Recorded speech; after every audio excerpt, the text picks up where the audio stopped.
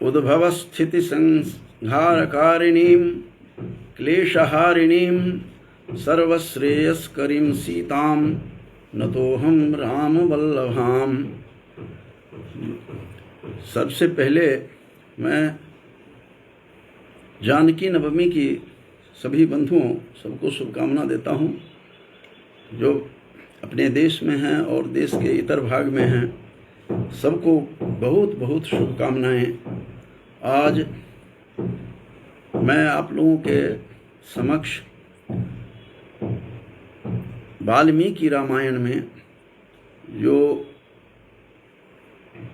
17वां अध्याय विशेष रूप से उत्तरकांड का है और वेदवती का प्रसंग है, तो वेदवती का क्या प्रसंग है, किस प्रकार वेदवती वही जगत जननी जानकी रूप में मिथिला में उद्भव होती हैं, उसकी क्या कथा है वाल्मीकि रामायण में। और विशेष रूप से उत्तरकांड के 17वां जो सर्ग है उसमें 1 से 44 तक पूरी की पूरी कथा दी हुई है कि किस प्रकार से वेदवती जो महर्षि कुशध्वज की पुत्री थी, और महर्षि कुशध्वज बृहस्पति के पुत्र थे, तो बृहस्पति के पौत्री के रूप में वेदवती हमारे समक्ष अवतरित होती हैं। तो इस प्रकार से यह कथा उत्तर कांड में, वाल्मीकि रामायण के उत्तर कांड में अगस्त्य मुनि समझा रहे हैं राम को। राम से वार्ता करते हुए अगस्त्य मुनि कह रहे हैं, और अगस्त्य मुनि कौन हैं बंधुओं? वो रावण के ही चाचा थे, और रावण के पिता और अगस्त्य मुनि दोनों भाई थे। लेकिन विडंबना यह है कि एक राक्षस बन गया ब्राह्मण कुल में उद्भव होकर के भी। तो इसका यह अर्थ हुआ, और एक अगस्त्य मुनि तपस्वी ऋषि निकले, उसके बाद उनके भाई विभीषण भी सन्मार्गी थे। लेकिन रावण किस प्रकार से दुराचार में पड़ गया, रावण किस प्रकार से अपने अनाचार में पड़ा, और जो अनाचार में पड़ता है उसकी कहा जाता है कि आयु भी क्षीण हो जाती है, और आचारहीन न पुनन्ति वेदाः, वेद भी आचारहीन को पवित्र नहीं करते। यह बात वासिष्ठ स्मृति में तो कही गई है, लेकिन मनु ने भी अपनी मनुस्मृति में साफ शब्दों में कहा है कि आचारात विच्युतो विप्रः न वेद फलमश्नुते। आचार्य से जो गिरा हुआ विच्युत जो विप्र होते हैं ब्राह्मण, उसे वेद फल नहीं मिलता है। तो रावण स्वयं ब्राह्मण थे बंधुओं, और ब्राह्मण होकर के भी यह आचार ठीक नहीं था। आचारः परमो धर्मः का जो उद्घोष किया गया है मनुस्मृति में, मनु ने कहा है, तो ये सदाचारी जब नहीं होता है कोई, तो कितना बड़ा विद्वान क्यों नहीं हो, किस कुल में जन्म क्यों नहीं लिए हों, ब्राह्मण कुल में जन्म क्यों नहीं लिए हों, लेकिन इससे कोई बड़ा नहीं बनता है। बड़ा व्यक्ति अपने आचरण से बनता है, आचार से बनता है, विचार से बनता है, शील से बनता है। तो इसी प्रसंग को लेकर के, चूँकि कल भी मनाई गई है जानकी नवमी, और आज भी है, नक्षत्र के हिसाब से 2 दिनों में है यह पर्व मनाया जा रहा है। तो आपको लोगों को मैं यह बता रहा हूँ कि किस प्रकार से वेदवती जो थी बृहस्पति की पौत्री थी, और कुशध्वज महर्षि की वह पुत्री थी। कुशध्वज भी समान रूप से बृहस्पति के समान ज्ञानी थे, बुद्धिमान थे और तपस्वी थे। तो उनकी पुत्री वेदवती है। वेदवती का नाम वेदवती इसीलिए उनके पिता कुशध्वज ने रखा कि कुशध्वज वाल्मीकि रामायण के आधार पर प्रतिदिन वेद पाठ करते थे, वेदाभ्यासी थे, वेद के मर्मज्ञ थे, वेद के ज्ञानी थे, और नित्य वेदाभ्यास करने के कारण से उन्होंने अपनी पुत्री का नाम ही वेदवती रख दिया।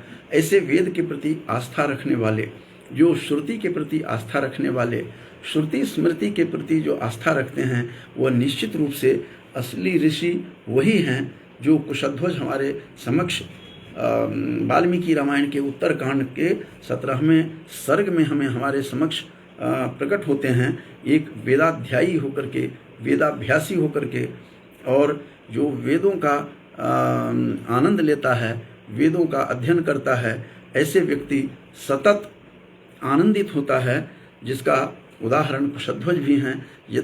तो इसके विषय में मैं बता रहा हूँ कि किस प्रकार से कुशध्वज की पुत्री वेदवती, किस प्रकार राजा जनक के हल के मुखोत्कृष्ट कहा गया है, हल के मुख से निसृष्ट होकर के वो इस भूतल पर आती है, मिथिला में आती है, मैथिल कन्या बनती है। मैथिल कन्या का नाम दिया गया है, इसमें मैथिल कन्या थी सीता, जगत जननी जो सीता थी। तो इस प्रकार से कहा जाता है कि वेदवती जो थी कुशध्वज की पुत्री, वो घोर तप कर रही थी और घोर तपस्या, क्योंकि एक ही कुशध्वज का लक्ष्य था, महान संकल्प था। संकल्प सदा बाधित होता है, बाधाओं से युक्त संकल्प होता है कई बार। तो इसीलिए कहा, वैदिक मंत्र भी कहता है कि तन में मनः शिव संकल्प मस्तु, जो कहा गया है। तो संकल्प इसी तरह के शिव, तन में मनः शिव संकल्प मस्तु, ऐसे शिव संकल्प होता है तो वह निश्चित फल देता है। तो वेदवती घोर तपस्या में थी। कुशध्वज की इच्छा थी कि मेरी पुत्री विष्णु को, श्री हरि को अपना पति के रूप में प्राप्त करे, और त्रिलोक के पति जो हैं, तीनों लोक के पति हैं, ऐसे त्रिलोकपति जो हैं, त्रिभुवनपति विष्णु श्री हरि, वह साक्षात हमारा दामाद हो, इस प्रकार की चिंता कुशध्वज ने, महर्षि कुशध्वज ने की थी। विष्णु को अपना दामाद रूप में मानने के लिए दृढ़ संकल्प किया हुआ था, और वह तपस्या में लीन थी। वेदवती घोर तप कर रही थी। तो उसी समय दुराचारी रावण, आचार ठीक नहीं था, ब्राह्मण कुल में जन्म लेकर के भी पथभ्रष्ट हो गया था।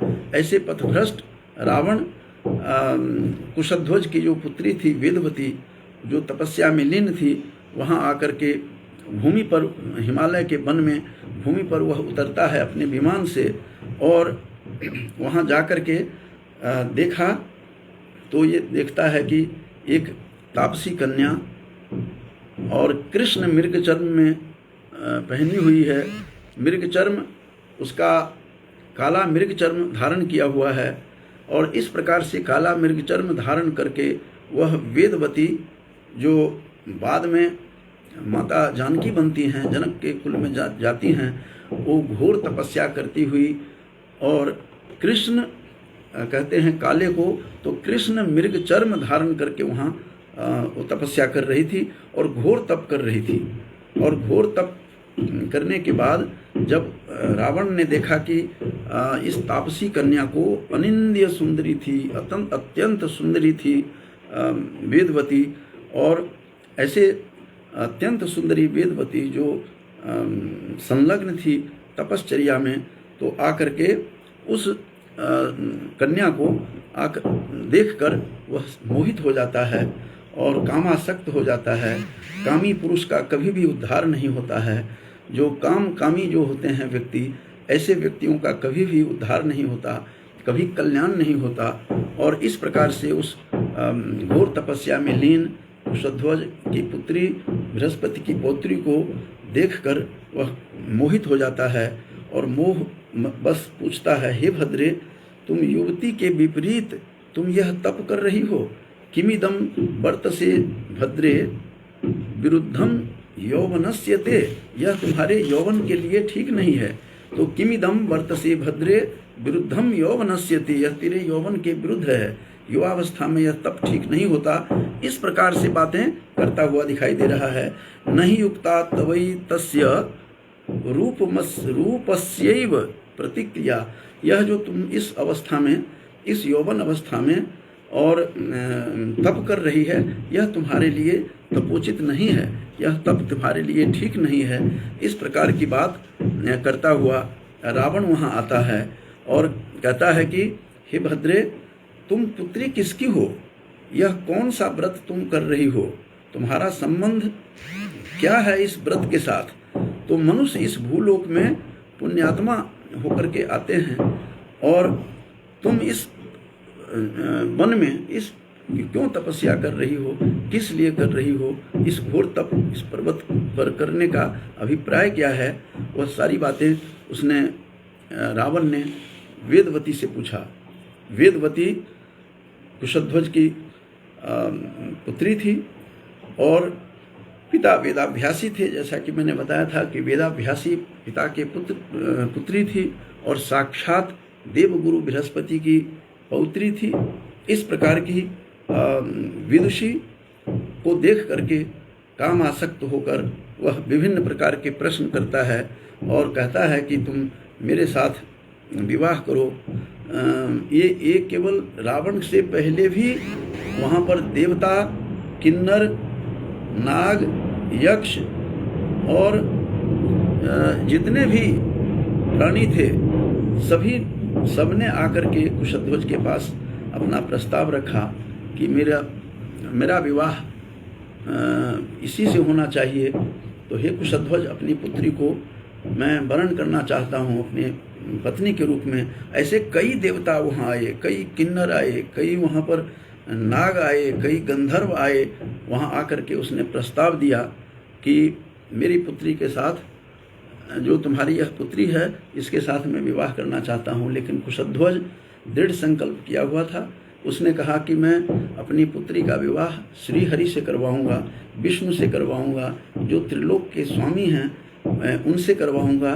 तो सभी न तो किसी देवताओं को उसने स्वीकार किया, न किन्नर को, न नाग को, न यक्ष को, न गंधर्व को, सबको उसने लौटा दिया।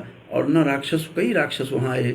तो इस बात से क्रुद्ध होकर के एक शंभु नाम तो उसका शंभु था, लेकिन वह दैत्यराज था। उस दैत्यराज ने कुशध्वज को, वेदवती के पिता को, जो बाद में वेदवती जगत जननी जानकी बनती हैं, उस वेदवती के पिता को रात में ही सोते हुए शंभु नाम का वह जो दैत्य था उसने उनकी हत्या कर दी, निर्मम हत्या कर दी। शोर मचा, हंगामा हुआ, चारों तरफ निराशा के साथ साथ आतंक फैला हुआ था उनकी हत्या के बाद। और बहुत ही परेशान थे, बहुत चिंतित थे। उनकी माता, वेदवती की माँ चिल्ला करके, छाती पीट करके रो रही थी कि किस दैत्य ने मेरे पति की हत्या की, निर्मम हत्या की है। और अंत में वह निराश होकर के, हताश होकर के, हतप्रभ होकर के वेदवती की माँ ने अपने हृदय से आलिंगन जैसे करते हैं उस तरह से करके और अग्नि में प्रवेश करके अपने आप को उस अग्नि में जला लेती है। ये प्रसंग वाल्मीकि रामायण के उत्तरकांड के 17वां जो सर्ग है उसमें 1 से 44 तक इस सारी कथा इस रूप में आता है कि किस प्रकार से उस दैत्यराज शंभु ने आकर के उसकी पिता की हत्या की और रात में सोते हुए एक कायर की तरह, वह एक तो दैत्य था और दूसरा कायर था। तो इस प्रकार से वेदवती के पिता की हत्या की और हत्या करता है। उसके बाद ये सारी कहानी ये यहाँ पर वेदवती रावण को स्वयं सुना रही है। वो रावण का सत्कार भी किया था आते हुए। एक तपस्वी का ये नियम होता है तपश्चर्या में कि कोई भी व्यक्ति आते हैं मिलने तो उसकी पूजा की जाती है, उसकी अर्चना की जाती है। और उस सारा जो भी एक तपस्वी का कर्म होता है वह वेदवती ने किया और रावण का अर्घ्य से स्वागत भी किया था। ये परंपरा रही है हमारी।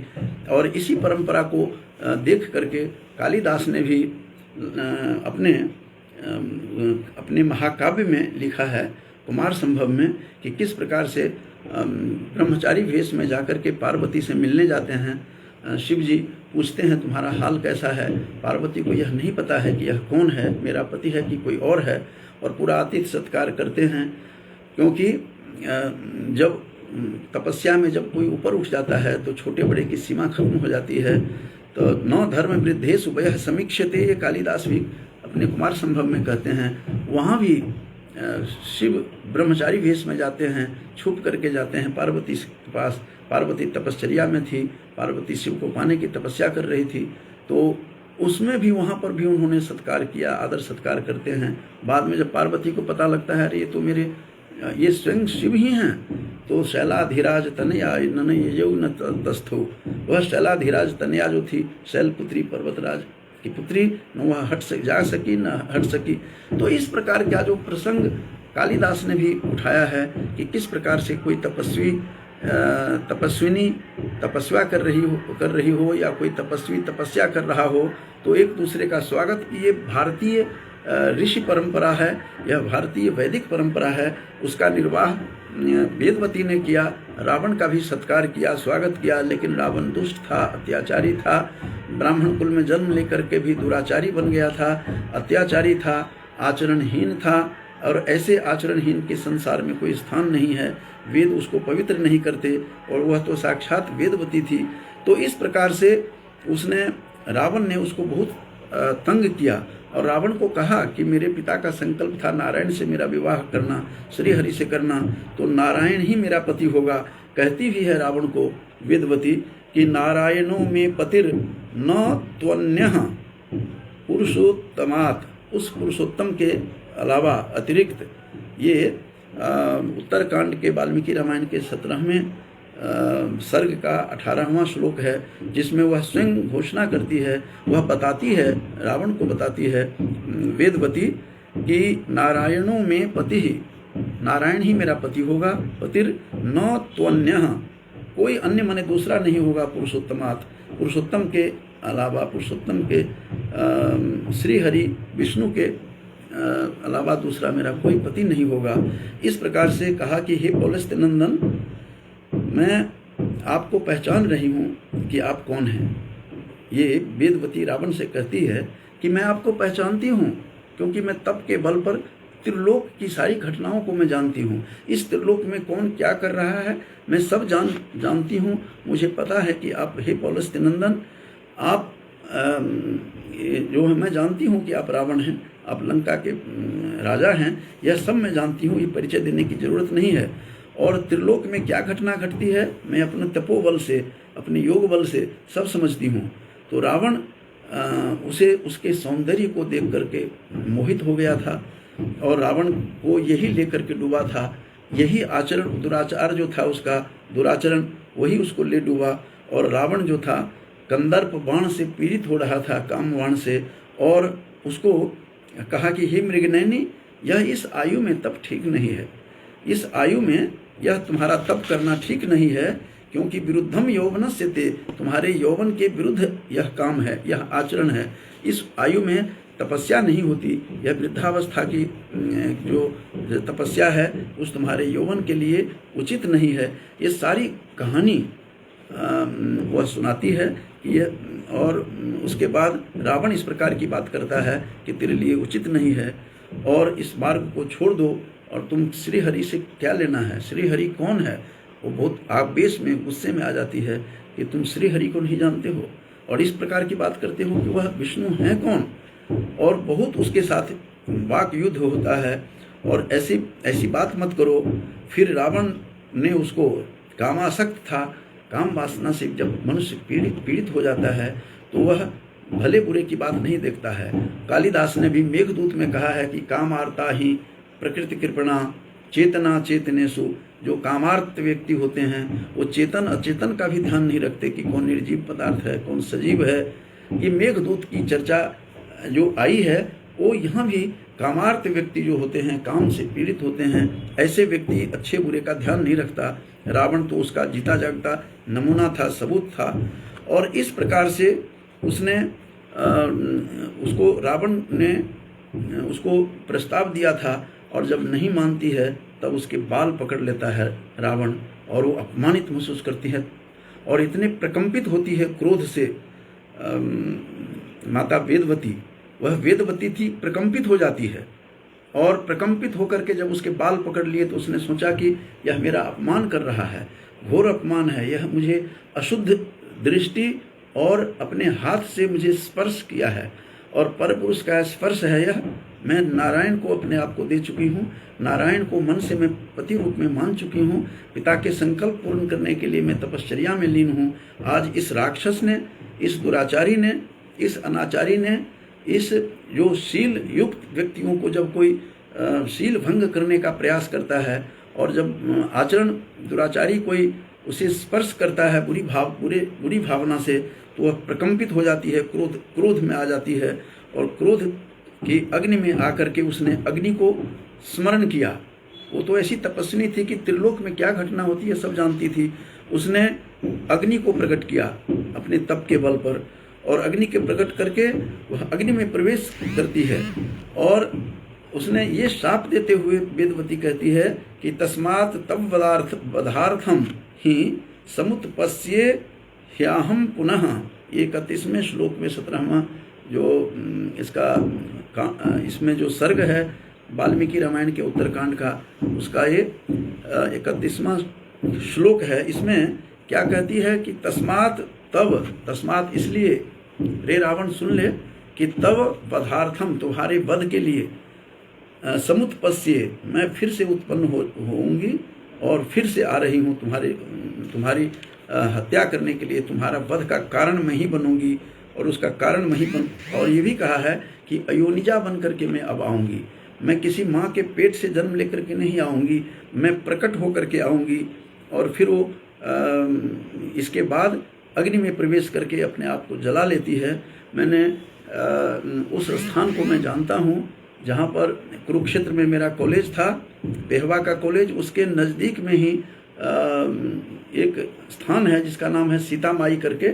और उस सीता माई को मैंने दर्शन किया है, उस मंदिर का जहाँ पर वेदवती ने अपने आप को अग्नि में जला लिया था, वही स्थान है। वहाँ पर बताया गया है कि उसी स्थान पर वेदवती ने रावण के अत्याचार से अग्नि का आह्वान करके और उस अग्नि में खुद को जला लिया था। और फिर वो शाप देती है कि मैं एक महात्मा के घर में अयोनिजा बन करके आऊँगी। और महात्मा कौन थे? स्वयं महर्षि थे।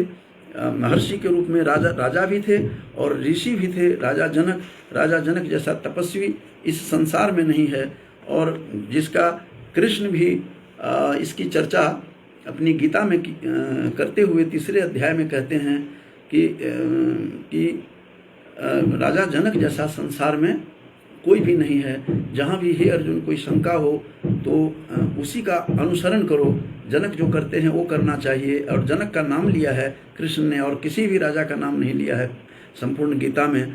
और उस राजा जनक चूँकि साधारण नहीं थे, वो राजा नहीं थे, वो ऋषि भी थे, तो राजर्षि थे, तो उनका नाम लेते हुए कहते हैं कि कर्मणैव हि संसिद्धि मां स्थिता जनकादयः, कि कर्म के द्वारा ही संसिद्धि प्राप्त की थी उसने। कर्म करते हुए राजा भी थे, अपना कर्म करते हुए सिद्धि प्राप्त की थी। ऐसे महात्मा के घर जन्म लूंगी, ये वेदवती घोषणा करती है वाल्मीकि रामायण के उत्तरकांड के 17वें सर्ग में। और घोषणा करती हुई कहती है कि अयोनिजा बन करके आऊँगी मैं। अयोनिजा का अर्थ है कि माँ के गर्भ से नहीं आऊँगी, मैं प्रकट होकर के इस संसार में आऊँगी और अयोनिजा बन करके आऊँगी। फिर वेदवती जलने के बाद फिर एक पुष्प में, एक कमल पुष्प में, कमल के फूल में, जैसे कोमल होते हैं कमल के फूल का अंदर वाला भाग पराग, उसी तरह से कोमलांगिनी बन करके फिर वो प्रकट होती है, वहाँ भी प्रकट होती है एक बार। तो वेदवती जलने के बाद अपनी अग्नि में जला लेने के बाद फिर कमल के कोश से उत्पन्न होती है, और वो भी अत्यंत सुंदरी रूप में आती हैं, आकर्षिका हैं। और रावण की दृष्टि, जो बुरे लोग होते हैं उसकी दृष्टि ऐसे ही रहती है, और फिर उसको देख करके अपने उठा करके ले जाता है अपने लंका में। लेकिन उसका मंत्री कहता है कि हे राजन, ये क्या अनर्थ कर रहे हैं? जिस लड़की को लेकर के आए हैं यह तो साक्षात काल रूपा है, इसको जितनी जल्दी हो अपने लंका से हटा दीजिए। तो इसका यह अर्थ हुआ कि सीता जन्म से पहले ही एक बार लंका को देख चुकी थी, और लगता है कि वो सारा का देख करके सब स्थिति को भांप करके फिर वो सीता के रूप में प्रकट होती हैं, वही वेदवती। तो वेदवती जलने के बाद कोश, कमल कोश से निकलती है, जिसे देख करके, सुंदरता को देख करके आकर्षित होकर के उसे उठा करके ले जाता है, रावण ले जाता है अपने लंका में। मंत्री ने कहा यह तो साक्षात काल रूपा है, यह तो कालाग्नि है, ये किसे उठा करके ले आए हैं? यह तो साक्षात मौत है। और इस प्रकार के मृत्यु को लोग आह्वान भी नहीं करते, नाम भी नहीं लेते, आप साक्षात उठा करके लाए हैं, इसको झटित यहाँ से उठा करके फेंकिए। रावण ने उसे उठाया और समुद्र में फेंक दिया, क्योंकि रावण की लंका समुद्र के किनारे थी। बसी हुई थी, वह स्वर्णमयी लंका वहीं पर बसी हुई थी। उसने उठा करके उस कन्या को, जो वेदवती फिर बाद में कमल पुष्प से जो निकली थी, उसको उठा करके फेंक दिया।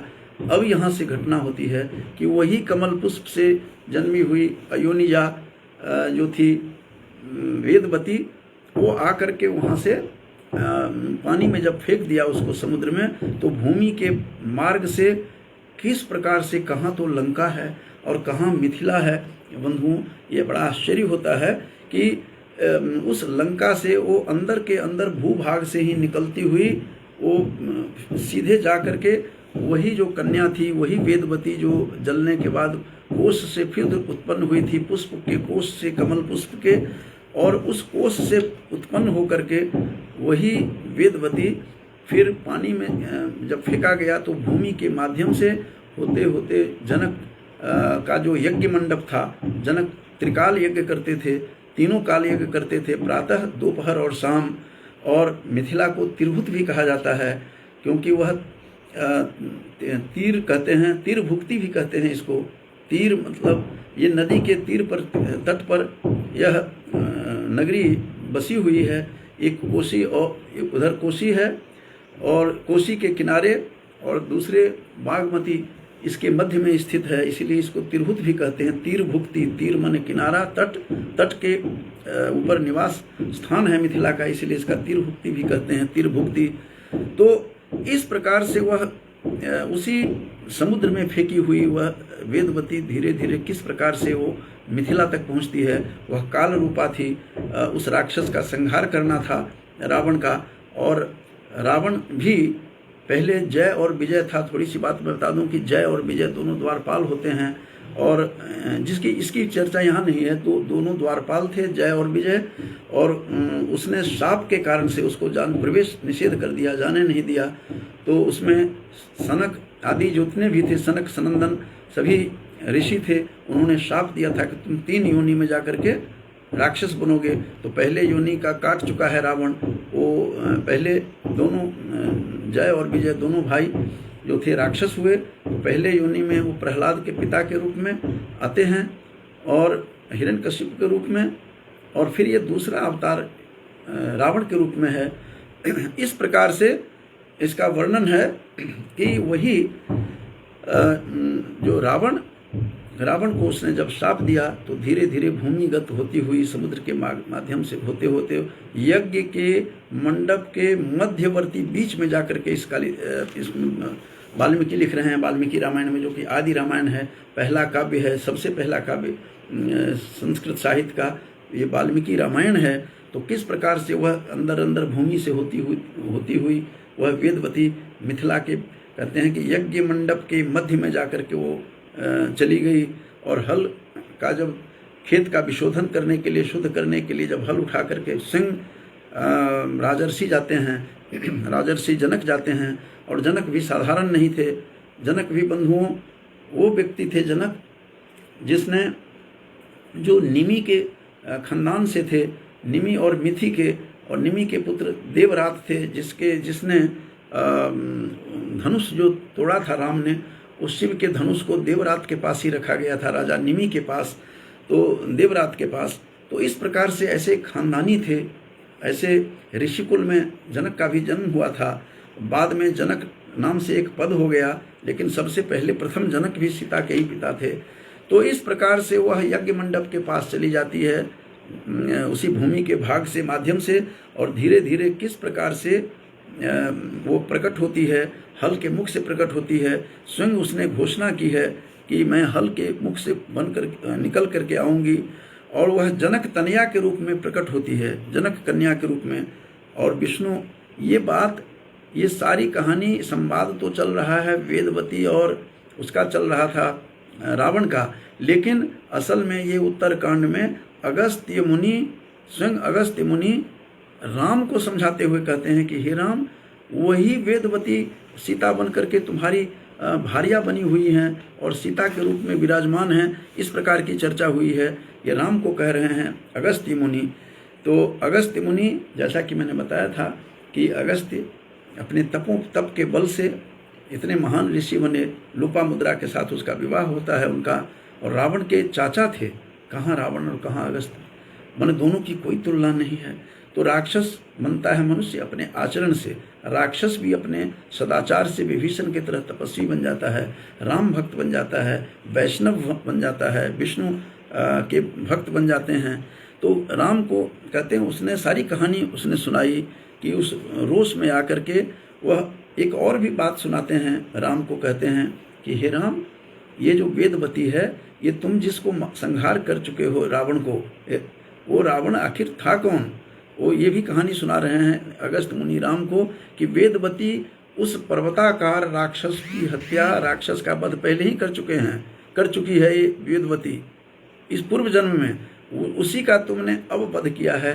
तो इस प्रकार की बातें, कितनी बड़ी योद्धा रही होगी, कितनी ज्ञानी रही होगी वेदवती। वो साधारण नहीं थी, स्वयं लक्ष्मी रूपा बन करके वेदवती सीता बन करके आती हैं वो। तो इस प्रकार से हल के मुख से निकलती है, और जब हल से के निकलती हैं तो वहाँ पर खुशियों की लहरें उठती है और लोग खुशियाँ मनाते हैं, हर्ष मनाते हैं, सीता का उद्भव हुआ है आज। तो इस प्रकार से लिखा हुआ है वाल्मीकि रामायण के उत्तरकांड में कि सीतोत्पन्ना तु सीतेति। सीता क्या है? सीता जैसे हल के चिन्ह होते हैं, हल जोतते समय जो चिन्ह होता है उसी को सीता कहते हैं, इसीलिए उसका नाम सीता पड़ा है। और सीता लांगुल पद्धति कह करके शब्दकोश में अमर सिंह ने भी अपने अमर कोश में लिखा है कि सीता लांगल पद्धति, वह हल के जो पद्धति होती है, रेखा होती है, उसी को सीता कहते हैं। इसीलिए मिथिला में हल जब जोता जाता है तो हल जोतने के बाद उसको सिराउर शब्द से प्रयोग करते हैं। ये सिर कहते हैं हल को, तो उससे बनी हुई जो रेखा है सिराउर, जिसको मैथिली में कहते हैं, वही सीता है। सीता का जन्म फिर वहाँ जाकर के वह अयोनिजा थी, माँ के पेट से जन्म नहीं ली थी, सुनैना के गर्भ से नहीं वह उत्पन्न हुई थी, वह पृथ्वी ही उसकी माँ थी, वहीं से निकलती है। और ये रत्नगर्भा जो पृथ्वी है, वहीं से भूमिजा बन करके, भूमि कन्या बन करके जानकी उत्पन्न होती है और सीता बन करके आती है। तो वही वेदवती सतयुग में भी प्रकट हुई थी। ये राम को बता रहे हैं अगस्त्य मुनि, हे राम, यह वेदवती सतयुग में भी प्रकट हुई थी। फिर त्रेता युग में भी आकर के रावण के संहार के लिए, रावण के वध के लिए मैथिल कुल की चर्चा हुई है यहाँ, जो मैथिल कुल में जन्म लेकर के यहाँ पर आई और मैथिल कुल में जन्म लिया है मिथिला में, मिथिला के नरेश की पुत्री बन करके उस मिथिला में उद्भूत हुई है, जन्म लिया है। तो ऐसे उस मिथिला की भूमि को भी कोटसह नमन करता हूँ, जनक की पुत्री को भी कोटसह नमन करता हूँ कि जनक पुत्री जानकी किस प्रकार से वेदवती बन करके वह अवतरित होती है। तो मैं आपको फिर से संक्षेप में स्मरण करवाते हुए समाप्त करने से पहले मैं आपको बताना चाहता हूँ कि किस प्रकार से वेदवती वाल्मीकि रामायण के उत्तरकांड के 17वें सर्ग के आधार पर बता रहा हूँ कि किस प्रकार से वेदवती जो थी कुशध्वज की पुत्री थी और देवताओं के जो गुरु बृहस्पति हैं उनकी पौत्री थी, उनकी पोती थी। और किस प्रकार से उसके पिता ने, वेदवती के पिता ने विष्णु से विवाह करने का संकल्प लिया था, लेकिन संकल्प उसका उस समय अधूरा रह जाता है और न तो देवताओं को अपनी पुत्री को दिया, हाथ मांगने आए थे तुम अपनी बेटी दे दो, लेकिन मना किया। देवताओं को भी, किन्नर को भी, यक्ष को भी, गंधर्व को भी, नाग को भी, सारे योद्धा सब आए थे, राक्षस भी आए, लेकिन अंत में दैत्य जो था, एक शंभु नाम का दैत्य, उसी ने उसकी हत्या, उनकी वेदवती के पिता की हत्या कर देते हैं।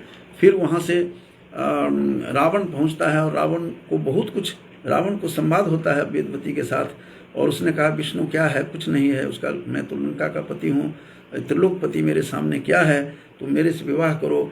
तो ऐसे कामाचारी व्यक्ति जो हैं उसकी यही गति होती है। तो उसने देखा, उसके बाल पकड़ करके, अपने हाथ से रावण बाल पकड़ता है, उस तपस्विनी का जटा पकड़ करके, अंत में फिर वो जो काले मृग चर्म में जो तपस्या कर रही थी उसने अपमान समझा, उसने पापी के हाथ का स्पर्श को मलिन अपने आप को, शरीर को समझा, उस तन को समाप्त करने के लिए अग्नि को स्मरण करके अग्नि में जलती है।